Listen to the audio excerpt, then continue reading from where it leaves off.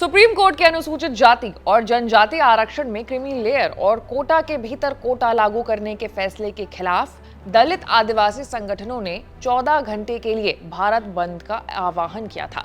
National Confederation of Dalit and Adivasi Organisation नामक संगठन ने सुप्रीम कोर्ट के फैसले को दलित और आदिवासियों के संवैधानिक अधिकारों के खिलाफ बताया था और केंद्र सरकार से इसे रद्द करने की मांग भी की है।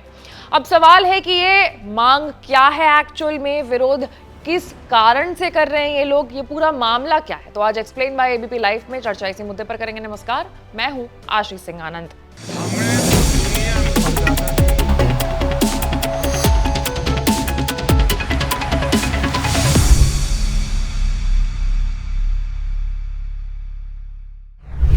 दरअसल हाल ही में सुप्रीम कोर्ट ने कोटा के अंदर कोटा से जुड़े मामलों में अपना फैसला सुनाया है।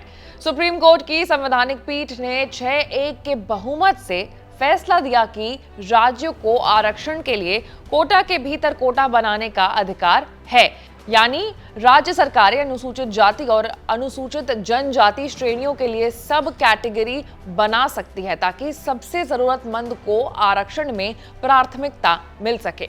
राज्य विधानसभाएं इसे लेकर के कानून बनाने में समक्ष होगी। इसी के साथ सुप्रीम कोर्ट ने 2004 के अपने पुराने फैसले को भी पलट दिया है। हालांकि कोर्ट का यह भी कहना था कि सब कैटेगरी का आधार उचित होना चाहिए।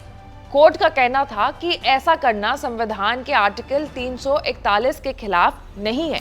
कोर्ट ने यह साफ कहा है कि एससी के भीतर किसी एक जाति को 100% कोटा नहीं दिया जा सकता है। इसके अलावा एससी में शामिल किसी जाति का कोटा तय करने से पहले उसकी हिस्सेदारी का पुख्ता डेटा होना चाहिए। मुख्य न्यायाधीश DY Chandrachud, justice BR Gavai, justice Vikram Nath, justice Bela M Trivedi, justice Pankaj Mittal, justice Manoj Mishra और जस्टिस सतीश चंद्र शर्मा की बेंच ने ये फैसला जो है वो सुनाया है। वहीं भारत बंद को दलित और आदिवासी संगठनों के अलावा अलग अलग राज्यों की क्षेत्रीय राजनीतिक पार्टियों का भी समर्थन मिल रहा है। इनमें प्रमुख रूप से Bahujan Samaj party, Bhim army, Azad Samaj party Kanshiram, Bharat आदिवासी पार्टी, बिहार में राष्ट्रीय जनता दल, LJPR समेत कई और संगठनों का नाम शामिल है। कांग्रेस ने भी बंद का समर्थन किया है। इन संगठनों का कहना है कि सुप्रीम कोर्ट का फैसला आरक्षण के मूल्य सिद्धांतों के खिलाफ है और इसे वापस लिया जाना चाहिए।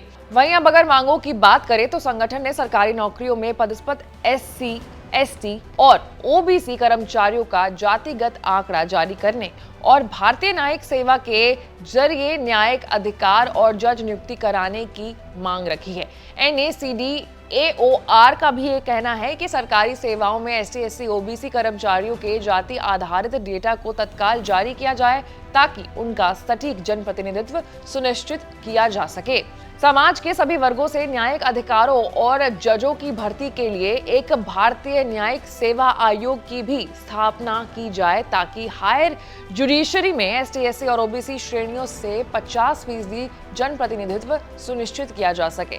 संगठन का कहना है कि केंद्र और राज्य सरकार के विभागों के साथ साथ सार्वजनिक क्षेत्र के उपक्रमों में सभी बैकलॉग रिक्तियों को भरा जाए। सरकारी प्रोत्साहन या निवेश में लाभवंती होने वाली निजी क्षेत्र की कंपनियों को अपनी फर्मों में सकारात्मक कार्रवाई की नीतियां लागू करनी चाहिए। आरक्षण को लेकर के दलित आदिवासी संगठन ST, SC और OBC के लिए संसद में एक नए अधिनियम को पारित किए जाने का भी आह्वान कर रहे हैं, जिसे संविधान की 9वीं अनुसूची में शामिल करके संरक्षित किया जाए। उनका तर्क है कि इससे इन प्रावधानों को न्यायिक हस्तक्षेप से सुरक्षा मिलेगी और सामाजिक सद्भाव को बढ़ावा भी मिलेगा। तो कुल मिलाकर के ये वो पूरा मामला है, ये वो तर्क है, ये वो मांगे हैं जिसे लेकर के 21 अगस्त को पूरे भारत में बंद का आह्वान किया गया।